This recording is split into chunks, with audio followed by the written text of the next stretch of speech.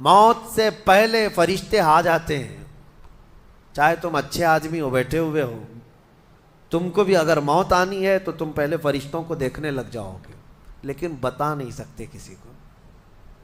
موت سے تھوڑی دیر پہلے فرشتے قریب آ جاتے ہیں.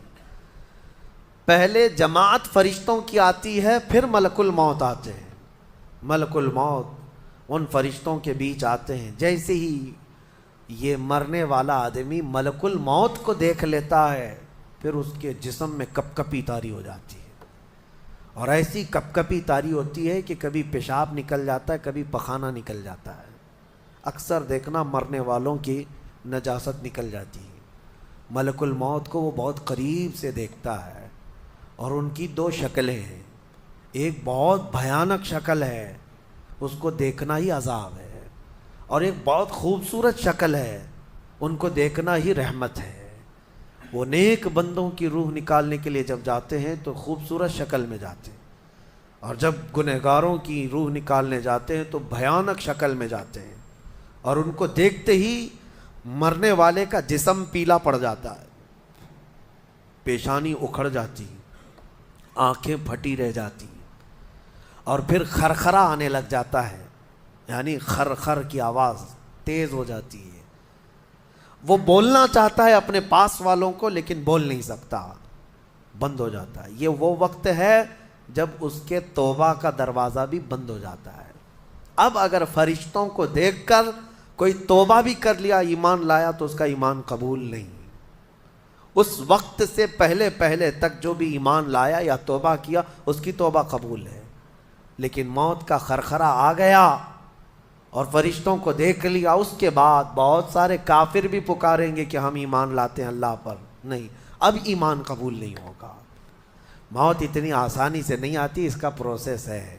فرشتے آتے ہیں, ملک الموت آتے ہیں, پھر اس کے بعد اس کو گھور کر دیکھتے ہیں, پھر اس کو چت لٹا دیا جاتا ہے, یا جس حالت میں بھی ہے وہ گر جاتا ہے. کھڑا ہے تو گرتا ہے, بیٹھا ہے تو گرتا ہے, موت آنے سے پہلے لڑک جاتا ہے. یہ ضروری بھی نہیں ہے کہ آج میں اپنے آپ کو سنبھال کر بیٹھا ہوں, اگر میری موت آنی ہے اسی کرسی سے گر جاؤں, اسی جگہ سے ہم گر جائیں گے. اور اس کے بعد ملک الموت روح کھینچنا شروع کرتے ہیں, پیروں کے ناخنوں سے لے کر ہاتھوں کے ناخنوں سے لے کر اس کے جسم کے ہر حصے سے لے کر ناک تک کھینچتے ہوئے لاتے ہیں. اور اس کے بعد جب پوری روح نکل جاتی ہے, وہ لے کر کے چلتے رہتے ہیں, اور مردہ ان کو جاتے ہوئے دیکھتا رہتا ہے. آنکھیں سب سے لاسٹ میں کھلی رہتی, کسی بھی مرنے والے کی آنکھیں بند نہیں رہتی, کھلی رہتی, وہ دیکھتا رہتا ہے. اسی لیے حدیث پاک میں ہے, جب کسی کی روح نکل جائے تو سب سے پہلے تم اس کی آنکھیں بند کر دو. ہمیں بند کرنا ہوتا ہے, اور اس کے بعد منہ بھی کھلا رہ جاتا ہے, منہ اوپن رہ جاتا ہے. فرمایا گیا منہ کو دبا کر بند کر دو. یہ سب نشانیاں ہیں میرے عزیزوں موت کی سختیوں کی.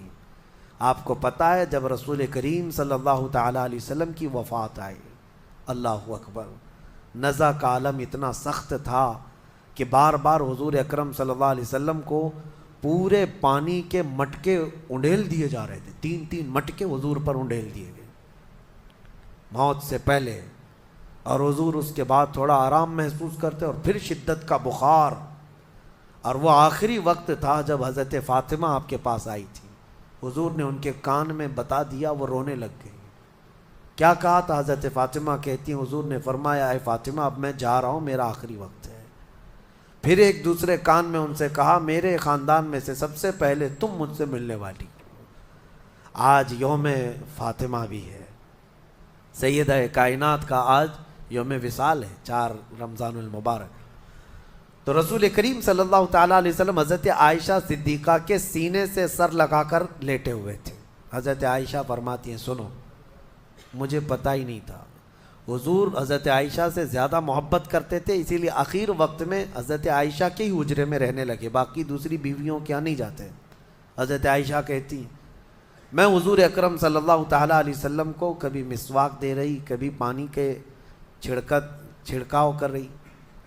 تھوڑی دیر کے بعد حضور اکرم صلی اللہ تعالیٰ علیہ وسلم لیٹے لیٹے اسی طرح رہ گئے۔ حضرت عائشہ کہتی ہے میرے سینے پر حضور کا سر تھا، وہ اتنا بھاری ہو گیا مجھے لگتا تھا کہ میری پسلیاں ٹوٹ جائیں گی۔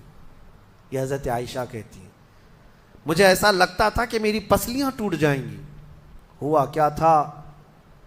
حضرت عائشہ فرماتی ہیں دروازے پر جبرائیل امین آئے، روح نکلنے سے پہلے کی بات ہے۔